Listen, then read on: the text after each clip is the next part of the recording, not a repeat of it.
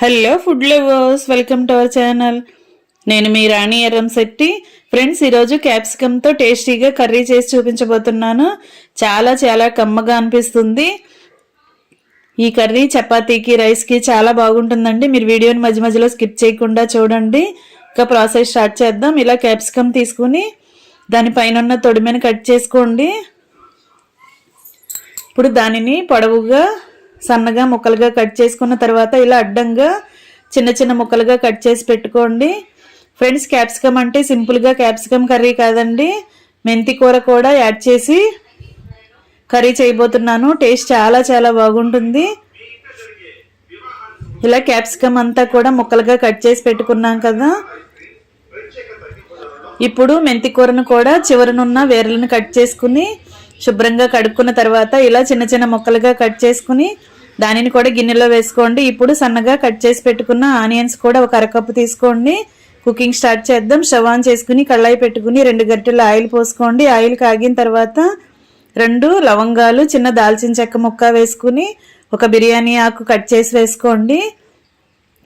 కడిగి పెట్టుకున్న కరివేపాకు వేసుకుని అవి బాగా ఫ్రై అయిన తర్వాత కట్ చేసి పెట్టుకున్న ఆనియన్స్ ఒక అరకప్పు వేసుకోండి. వీటిని ఆయిల్లో బాగా ఫ్రై చేసుకోండి. ఇలా మూత పెట్టుకుని కొంచెం సేపు మగ్గించుకున్నట్లయితే ఆనియన్స్ అనేవి త్వరగా మగ్గిపోతాయండి. మూత తీసుకుని చూసుకున్నట్లయితే మగ్గాయి కదా.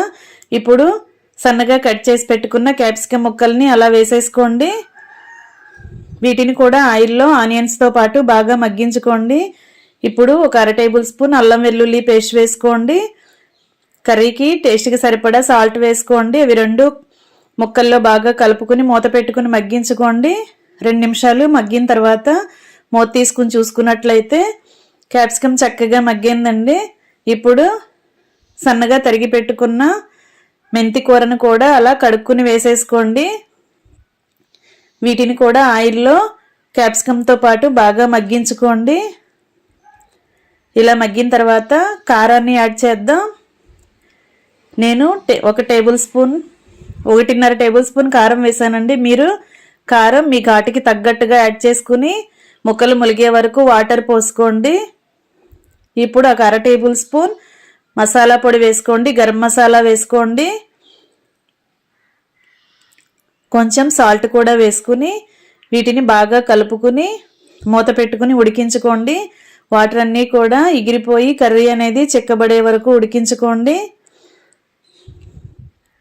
ఒకసారి మూత తీసి చూసుకున్నట్లయితే వాటర్ మొత్తం కూడా ఎగరటం స్టార్ట్ అయ్యాయి కదా. ఇప్పుడు వాటర్ని టేస్ట్ చూడండి. సాల్ట్ కానీ కారం కానీ చాలకపోతే యాడ్ చేసుకోండి. ఇది పల్లీల పొడి అండి. పల్లీలను ఫ్రై చేసుకుని పై పొట్టంతా తీసుకుని గ్రైండ్ చేసుకుని ఆ పౌడర్ని ముందుగానే స్టోర్ చేసి పెట్టుకున్నానండి. దానిలో నుండి 2 టేబుల్ స్పూన్లు పల్లీల పొడి వేశాను.